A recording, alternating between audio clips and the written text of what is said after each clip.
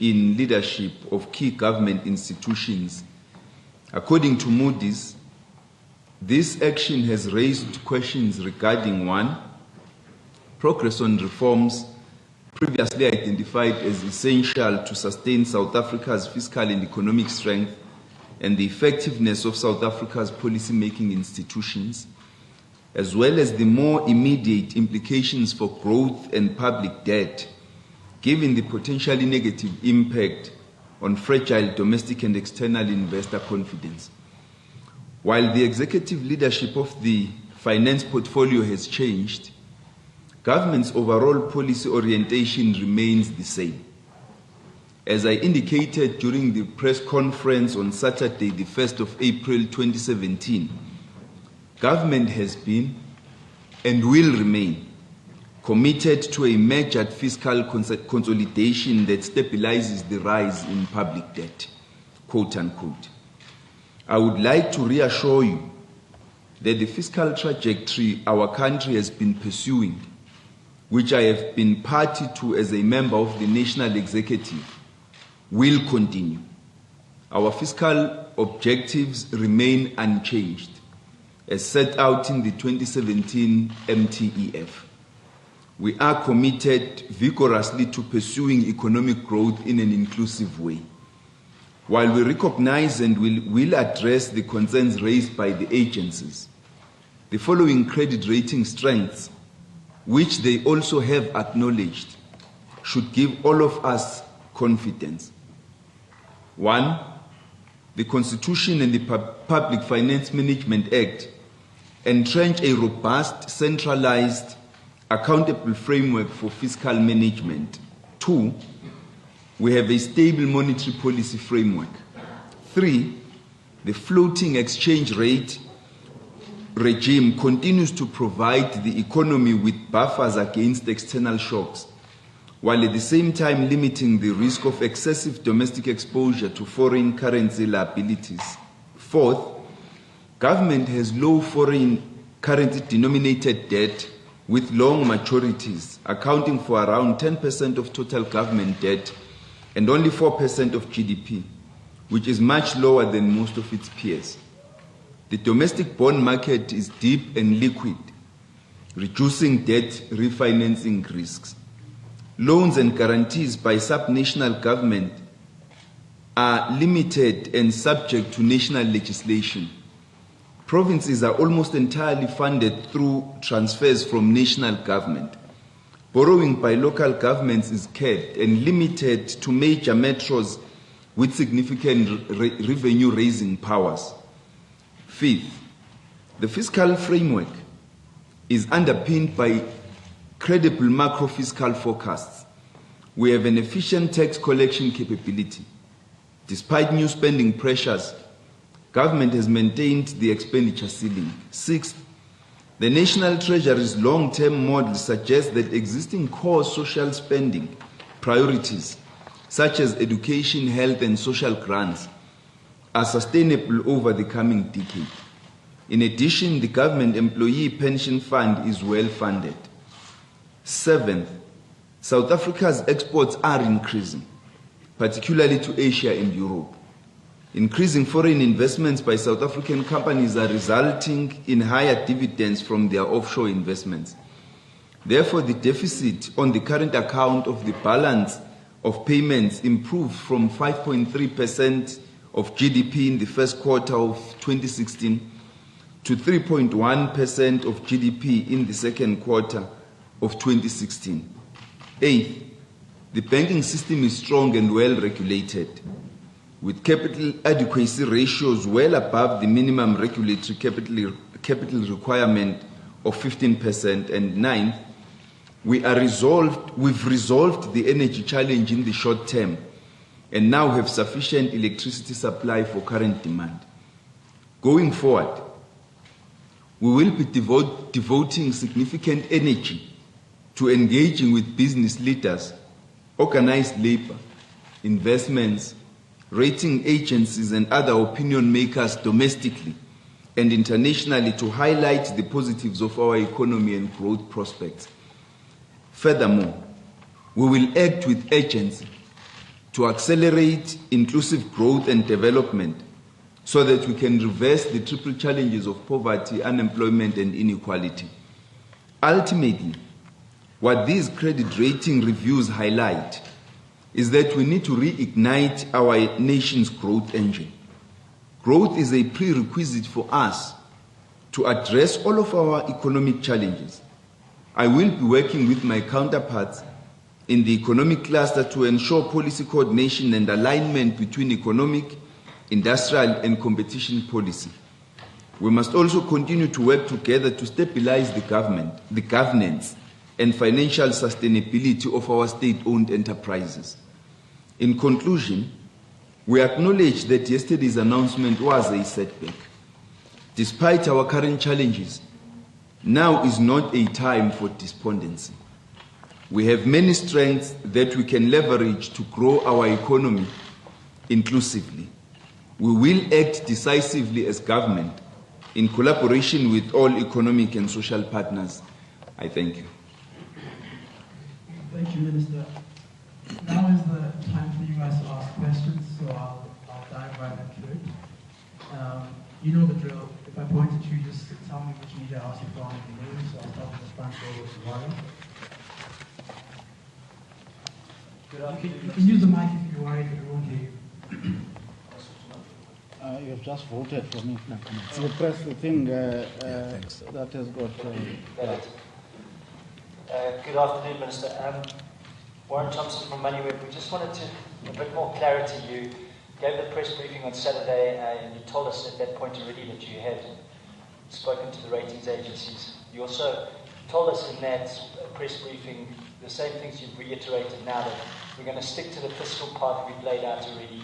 We're not changing the constraints, we're not intending on changing the budget or the direction of spending or the quantum of spending. So my question is just really around what transpired in your conversation with S&P over the weekend. What did they ask you, and what were the key points of that discussion with them?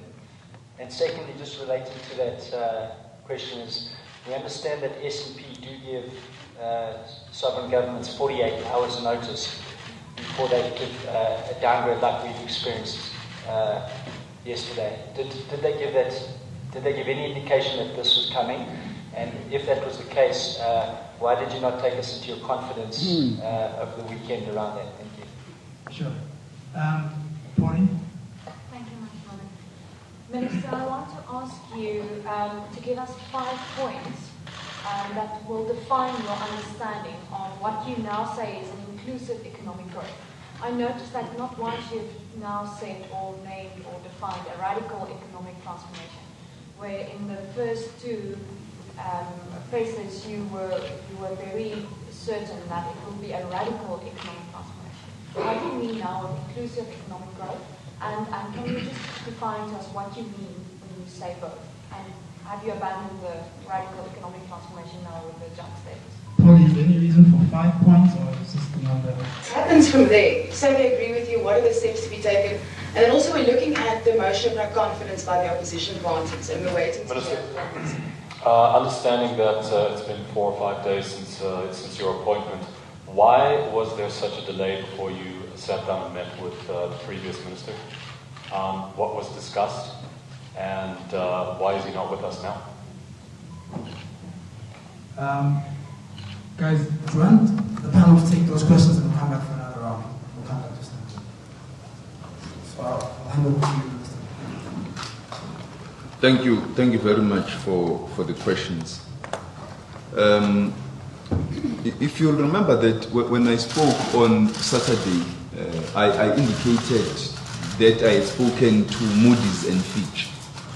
I did not mention S&P because when I walked into office on Friday, they had already made their decision. They had taken the decision. They did afford us the courtesy of informing us. So by Friday already, when I arrived, the decision had been made, and and we felt that at that point it was not necessary to talk to them because we were not going to change the decision. but we are intending to talk to them going forward. So there are plans, as I make briefly, because the detail of my meeting with them have not been finalized. I think as soon as they are finalized in the next few days, I will make the announcements. I do intend leading a delegation of business people, labor, various other stakeholders to meet with the ratings agencies and some of the banks. But the details of that and the relevant consultation with the relevant stakeholders are not yet ready. So we will inform you about that. So we are going to talk to them, as well as those that are, including Moody's and Fitch, because the Fitch decision is expected on the 7th of April. Is it April or May? Oh yes, they've brought it closer. So whatever decision they make, we are intending to go and engage with them, because we do need to address the perceptions about the political stability, the risks and uncertainties they are talking about, the policy uncertainties that they have, to reassure them, as we say, of our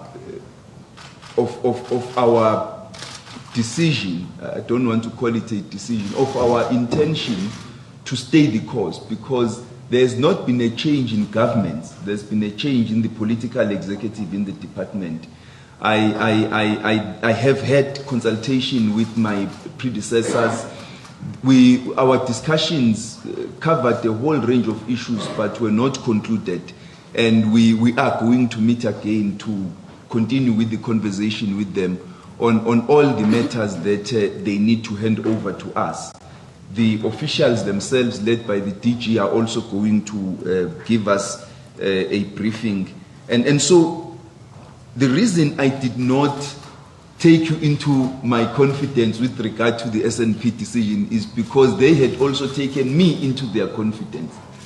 And so I could not undermine that courtesy which they accorded me by further divulging the contents of what they had disclosed to me in confidence.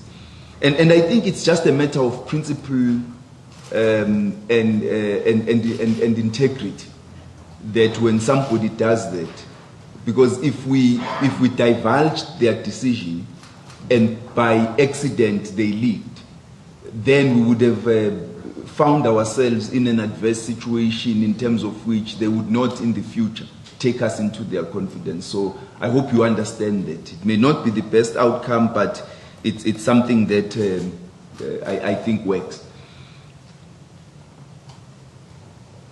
We have not abandoned radical economic transformation. I think you will have heard that when we speak about it, and even when I spoke about it on Saturday, I indicated that this remains an issue for debate going to the conference of the ANC.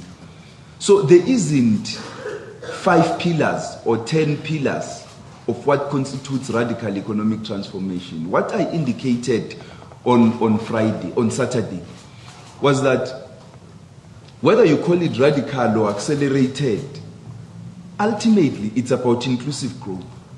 I indicated on Saturday that over the past 20 years, there are areas in our economic policy which have undermined, not maliciously or intentionally, our desire to create sufficient volumes of jobs that would address unemployment, poverty, and inequality. I was then asked the question, am I criticizing the ANC? And my response was, even the strategy and tactics of the ANC is critical of the ANC's performance on the economic front, and that's why in 2012, the ANC itself arrived at a decision that it was time to move into the second phase of the transition, where the focus would be on radical economic transformation. And then I explained that the challenge that we are facing in the country is the structure of the South African economy, that we need to pay attention to this, to dwell a lot into the real economy. Now, I will take full advantage of the institutions which have been established, such as the Business Working Group, which were established by our predecessors, focusing on agriculture, because, as I said on Saturday, and I repeated it yesterday, we do need to increase our agricultural output so that employment in agriculture is also increased to be on the same par as other middle-income countries such as South Africa. We need to focus on the mining sector and its ability to continue creating jobs. It has lost about 800,000 jobs in the last few years. We need to focus on this and ensure that our mining sector recreates jobs and we beneficiate the economy. The main focus really is on industrializing the South African economy, because if you look at how the economies that have recovered better than ours from the global recession and how they did that, it was mainly because they had a strong SMME sector, they had a strong manufacturing sector, therefore they were able to add value on their natural resources. We remain locked in the resources case, we remain locked in the minerals energy complex, we remain an economy with a strong financial sector. It in itself, it is not good, it is not bad. But what we need to do is to diversify the economy, the growth points in the economy, including supporting tourism, so that we are able to grow more jobs, to create more entrepreneurs, to create more industrialists. And I even indicated that what we will do is to look at ways we will provide support to programs such as the Black Industrialist Program, so that we assist in creating a large pool of industrialists for the South African economy. If we change the structure of the South African economy and make it to be more productive, because ultimately it is the private sector that must create the jobs. It's not government. Government must create the opportunities, and amongst others, we must establish good relationships with business and focus on the business sector in providing support. And providing support to the business sector doesn't mean pumping money into it. We don't have the money, but it means that we create the conditions for business to do business. We provide support for the SMME sector and cooperatives so that they can grow and employ more people. That basically is what inclusive growth entails, because anything outside that framework keeps the South African economy locked into into monopolies.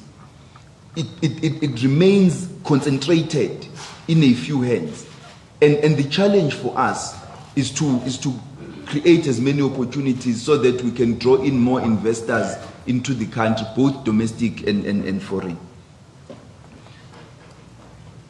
The meeting with the previous minister was postponed from yesterday. Yesterday morning I met with the Minister of Home Affairs, and I handed over.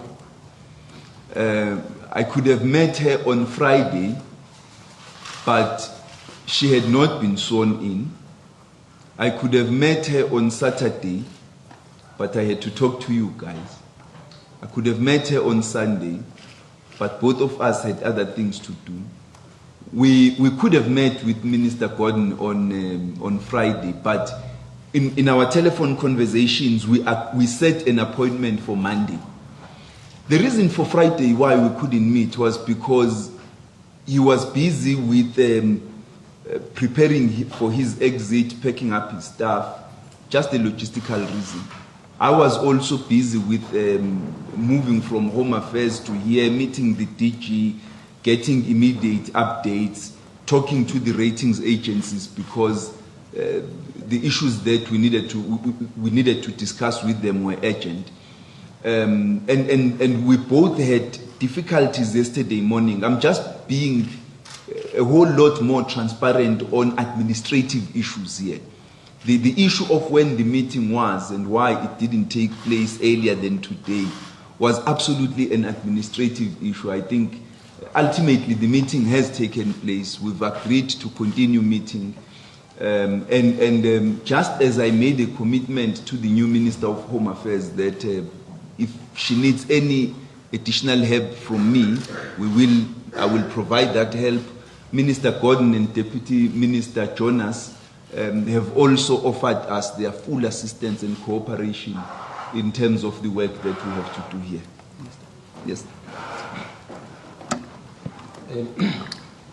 Morning, ladies and gentlemen again. I just wanted to add something on inclusive growth. I think it's important for us to note that growth and inclusivity are not mutually exclusive.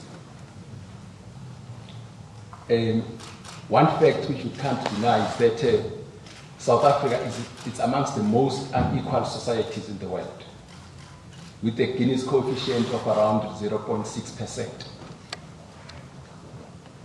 As we know that unequal societies are the most unstable societies in the world. That has been proven over the years. So if you continue with this type of an unequal society, that will have a negative impact on investments. Then you continue on economic growth, on employment. So it's grounded on good economic theory. The question of inclusivity is good for all of us. Perhaps with the ceiling that we have set in the budget in terms of expenditure, we think that there are things which can be done and improved to ensure that we are inclusive in our growth. An example, this government has decided that it's going to spend on infrastructure spending. We are not just doing that for the sake of it. As you know, the infrastructure is very critical for private sector investments. You may call it an input of private sector. So it's a way of trying to encourage private sector investment. We are saying that in our expenditure, let's continue spending on infrastructure. But as we spend on infrastructure, we don't say that the black people must wait and be on the margins of the economy and wait for infrastructure and the private sector to come in. We are saying that as we spend, black business must also be involved. That's one area. The procurement spend of government is around 500 billion rands.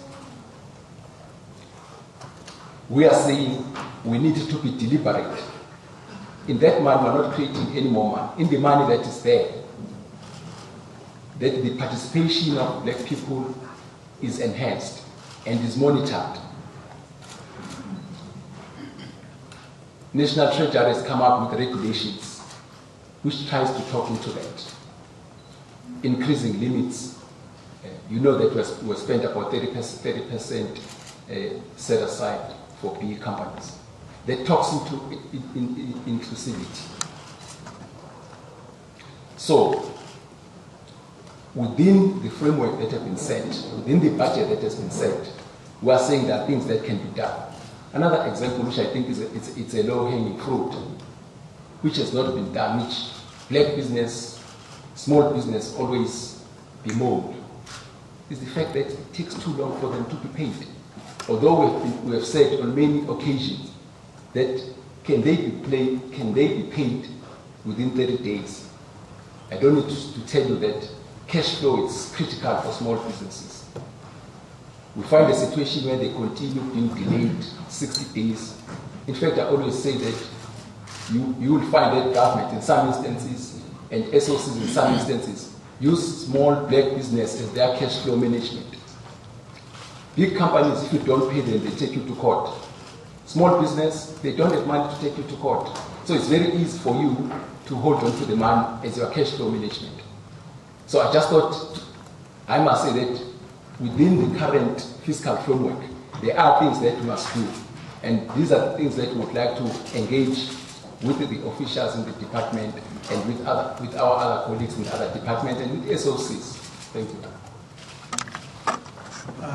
Thank you, Minister. Thank you, Deputy Minister. Pauline, I'm sure you got more than 5 points there. Warren, hang on a second. I'll take a few other new hands and I'll come back. So I'll take this. Amina from SABC Business. I just have 2 questions. The first one is basically the current downgrade. Could you just explain to the people of South Africa what it would mean to them, and if we are going to get further downgraded, what would that mean to a normal person on the street, maybe just coming from government? And then secondly, you highlighted something regarding the state-owned entities. What is your take on that? And maybe just give us a brief on what Treasury or what you would expect the SOEs to, how would you work with them and what's going to happen in that sector? Thank you. Okay, Denise Omarji from Fin24. Minister, I'm just posing a question which I posed to you before. On Saturday, you said you couldn't share what you discussed with Moody's and Fitch, but following the downgrade, can you possibly explain what you had spoken to them about? And also, you mentioned that just because the political leadership has changed, that doesn't mean policies change. So my question is, on an administrative level, have you brought new staff onto Treasury, and what role will they fulfill? And then finally, just in the spirit of transparency, Minister, could you explain or just shed light on your relationship with the Guptas, and if you have ever visited them at Saxon World, and whatever that those visits would have been about? Thanks. All right, sure. Anyway, I'm sure you were at the media briefing on Saturday, but the Minister will say it again, and then whenever we have another briefing, we'll ask the same question and we'll answer it again. But it's fine. Hillary, I'll take you and then... Yeah, Minister, just a very short question, and I only need a really short answer. What are you going to do, Minister, between now and Friday, or possibly even now and tomorrow, to stop South Africa being downgraded to junk status by the other 2 rating agencies? Catherine. Thank you, Catherine Mutashana from ENCA. Minister, I just wanted clarity. In terms of the SNP decision, when exactly was it made? Was it made after the cabinet reshuffle, as in early hours of Friday morning? When were you informed of this decision? Just the timing of it, perhaps you can just bring it down for us. And the decision to not include them in the conference calls that you had with the other ratings agencies on Friday, who advised you on that decision? Just so that we can understand, because obviously one would think that they were more urgent given the decision that they had already made. And also, the political reasons are the main drivers for the downgrades. Were you at all engaging the presidency on this matter? And if so, how? Given the fact that on some level, it's decisions that are really not within your own realm of control. And just building the trust deficit that clearly exists now between the ratings agencies and government, because they just are uncertain about what the political landscape holds for us going forward. So how are you going to be dealing with that? Yeah, I've noticed your hands, guys, but obviously we can't answer the questions in that, so let's just take that round and then we'll come back. Thank you very much for the questions. Now, what would this decision mean to a normal person? I think to start with, as analysts have indicated, a country becomes investment grading becomes junk status when 2 of the 3 ratings agencies actually downgrade you to that status. What this means, as I say at the conclusion of my statement, that it is a setback, but we have no reason to be despondent, basically means that a number of other variables are now have to be considered. We have to look out for inflation, rise in interest rates, a number of things. All of those things would have an impact on an ordinary person. The investors who are holding South African bonds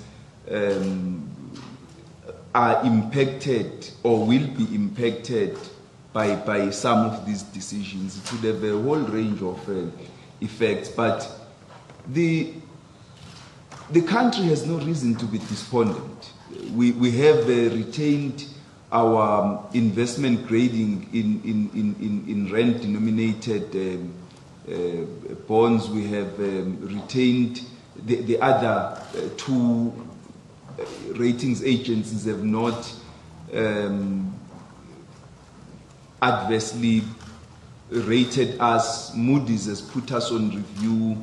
Fitch is to take a decision. We've engaged with them. We intend engaging with them once again. So, to that extent, I think, one's not downplaying the significance of the decision by S&P.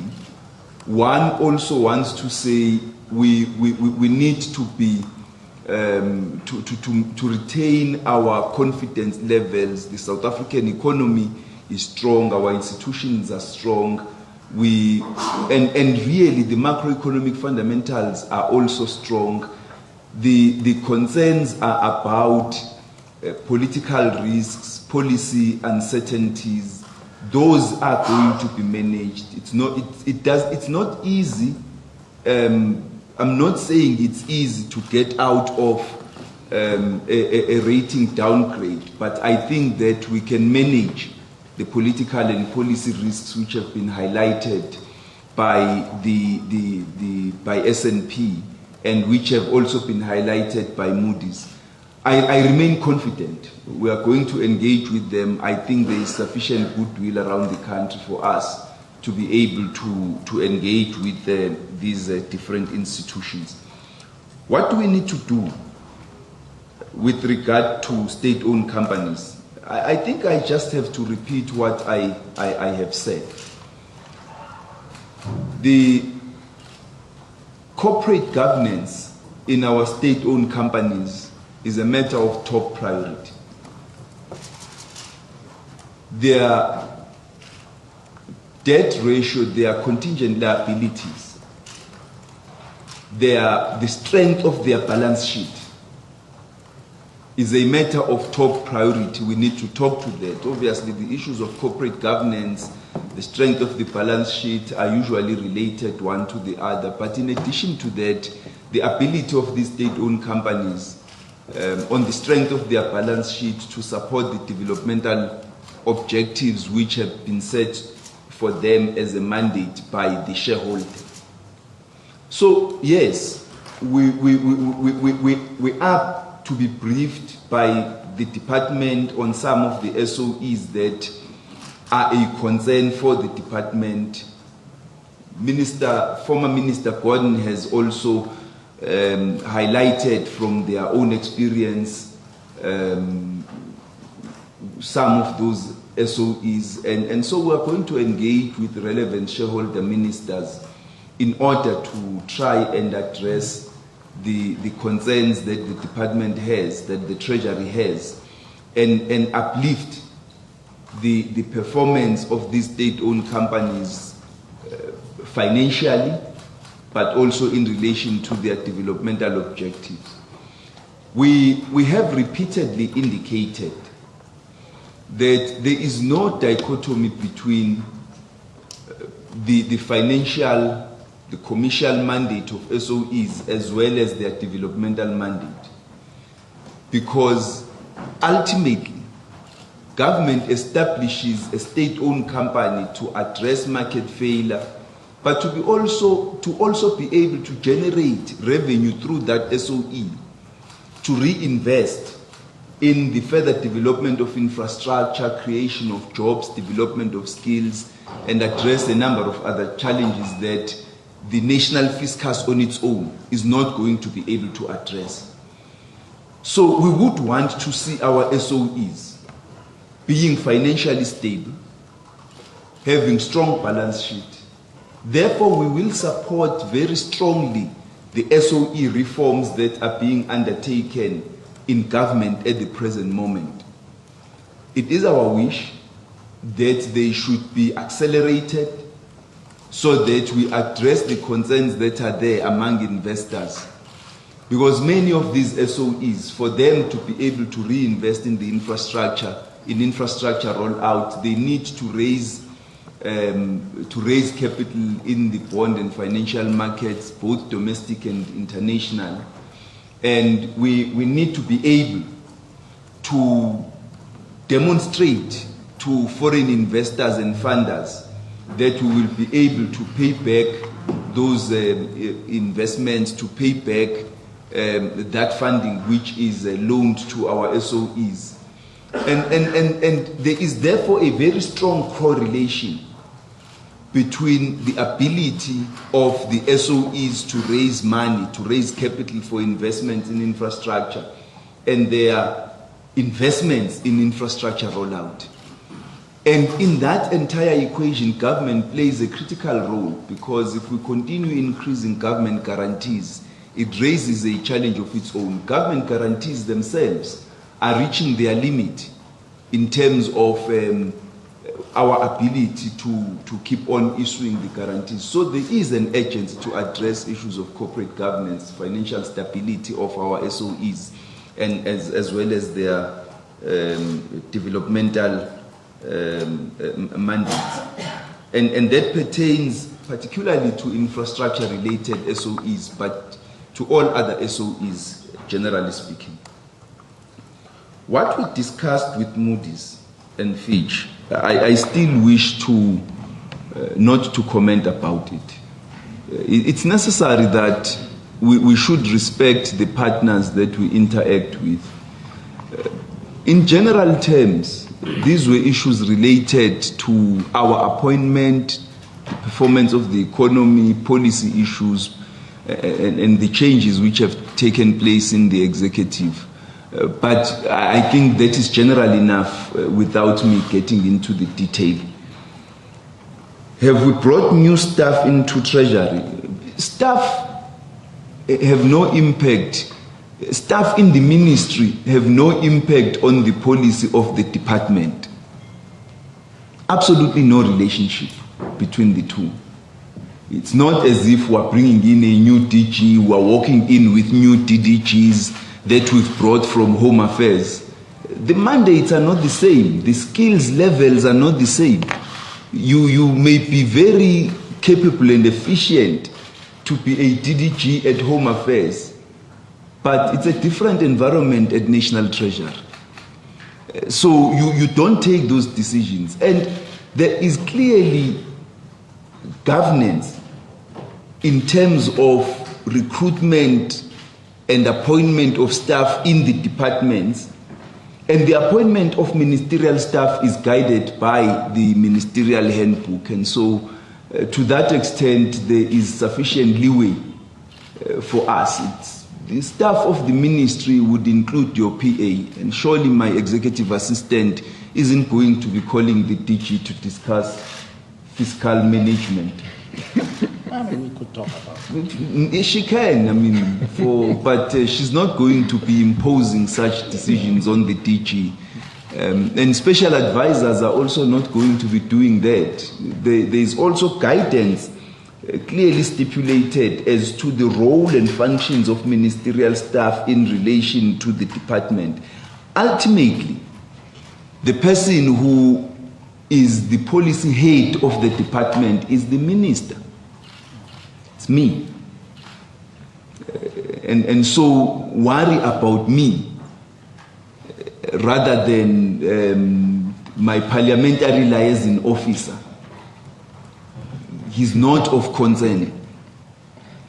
I am of concern, and I think I have on 3 occasions now articulated my views on sustaining the fiscal framework as approved in the budget, in the MTPPS, in the MTEF, and in various other decisions of both cabinet and the ruling party. Those have not changed.